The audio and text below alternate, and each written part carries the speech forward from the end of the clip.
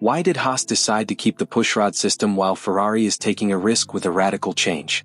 It may seem like a simple technical decision, but the truth is that there is a key strategy behind it. Before I explain it to you, tell me in the comments, do you think Haas did the right thing by not copying Ferrari? Because this could make all the difference in the 2025 season. Why does Haas keep the pushrod while Ferrari adopts the pull rod? At first glance, it seems like a missed opportunity to improve performance. However, behind this decision there is a deep technical analysis that shows that the most innovative is not always the most efficient. To understand this, you have to analyze how each system works. The pull rod suspension, which Ferrari has decided to implement, allows the center of gravity to be lowered and the aerodynamic flow at the front of the car to be improved. This, in theory, offers an advantage in terms of stability and precision in high-speed corners. However, it requires a complete chassis redesign and careful adjustment of weight distribution, which means adaptation time and the risk of teething problems. Instead, Haas has chosen to keep the pushrod system, which was already optimized during the previous season. Engineers have determined that the stability of the car under braking and the ease of adjustment of the pushrod system offer more guarantees for a solid start to the season. Introducing a structural change such as the pull rod would mean losing time in understanding its behavior, which could compromise the early development of the car. Team principal Io Komatsu has made it clear that this is not a conservative decision, but a data-driven strategy. During simulations carried out with the VF-24, it was identified that aerodynamic adjustments to the front were more effective with the already known pushrod, rather than redesigning the entire area to adapt to a new configuration. There is another key factor in this equation: the correlation between CFD, the wind tunnel, and real-life behavior on track. In 2024, Haas struggled to translate simulation data into tangible improvements to the car. Keeping the pushrod allows them to reduce this margin of error and focus on improving other critical areas, such as chassis efficiency and aerodynamic flow optimization. Another advantage of the pushrod system is its lower level of wear and tear in extreme conditions. While the pull rod suspension offers benefits on specific circuits with many high-speed corners, the pushrod has proven to be more reliable on a variety of layouts. This means that Haas can maintain stable performance on street circuits and on tracks where downforce is not the only determining factor. Haas' approach is not to blindly follow Ferrari, but to adopt a balanced strategy. They have decided to integrate innovations at the rear of the car, such as improvements to the rear suspension and gearbox housing, while retaining stability and predictability at the front. This combination allows the team to maximize its potential without compromising development time or facing an unnecessary adaptation period.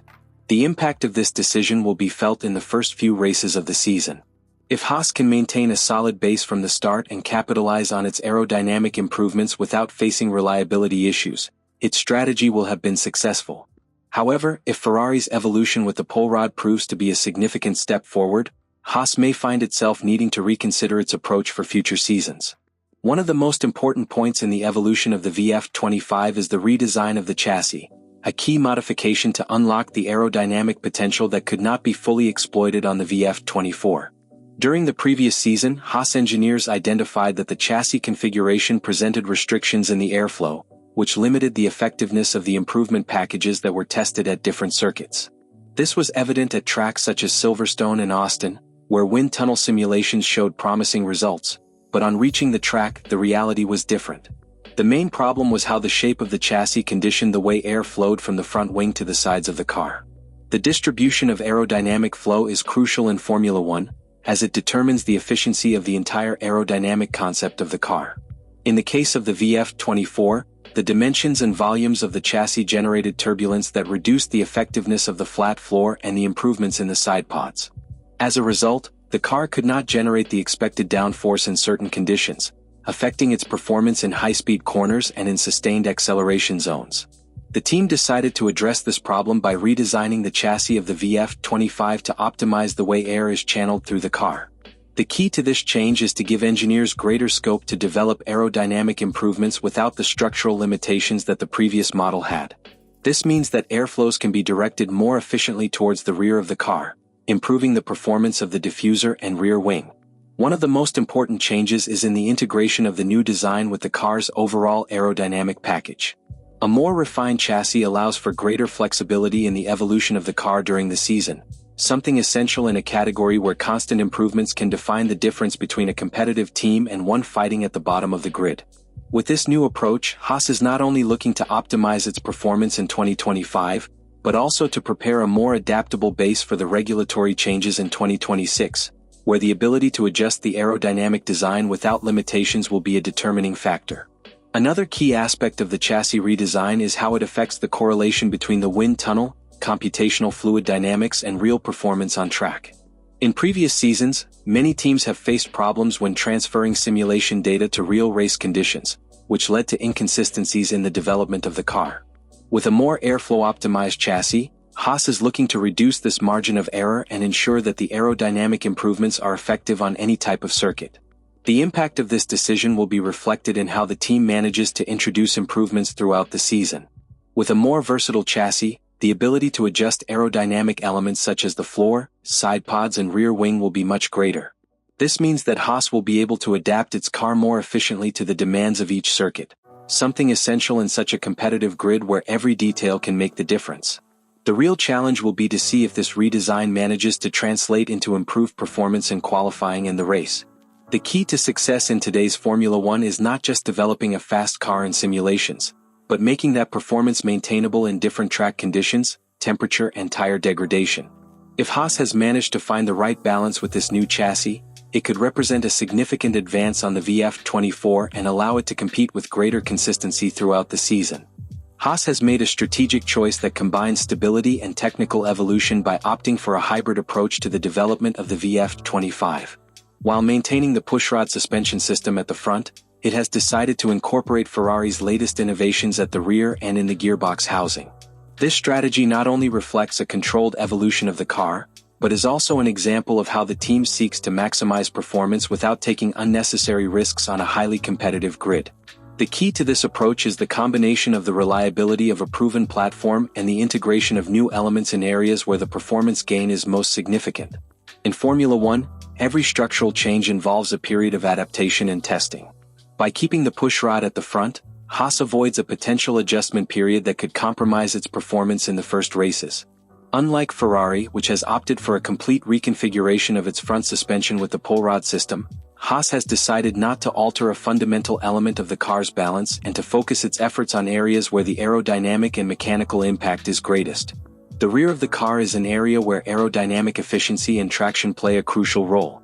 By adopting Ferrari's latest innovations in the rear suspension and gearbox housing, Haas is seeking to improve stability and power management under acceleration, two key factors on circuits with sharp changes of direction and long traction zones.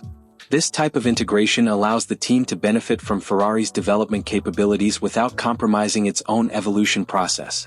Another important aspect of this hybrid approach is the way it balances the adaptation of new technologies with continuity in the development of the car.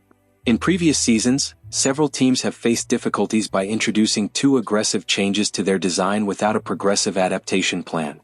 Haas has opted for a more conservative method at the front, ensuring that the car's behavior follows a predictable line, while introducing significant improvements at the rear, where the gain in stability and efficiency can make a more noticeable difference to the car's overall performance. This strategy also has an impact on the correlation of data between the wind tunnel and actual on-track behavior.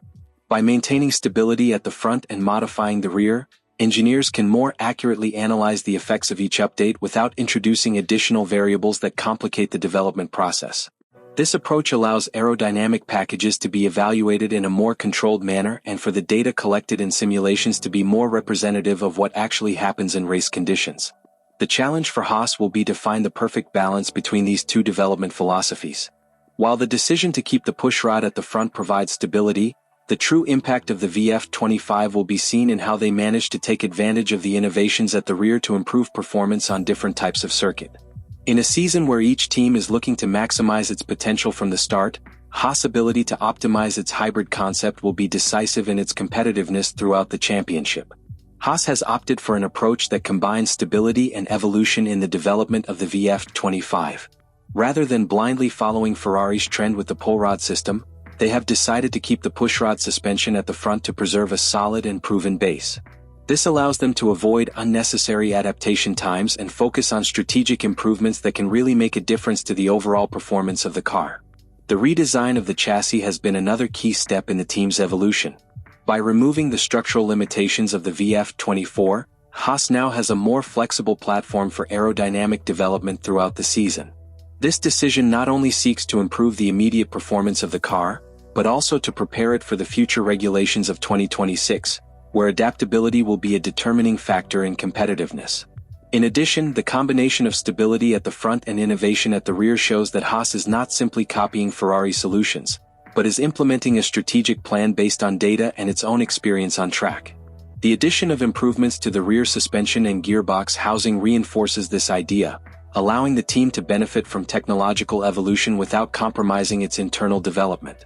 With these decisions, Haas has built a car that has the potential to be more competitive than its predecessor.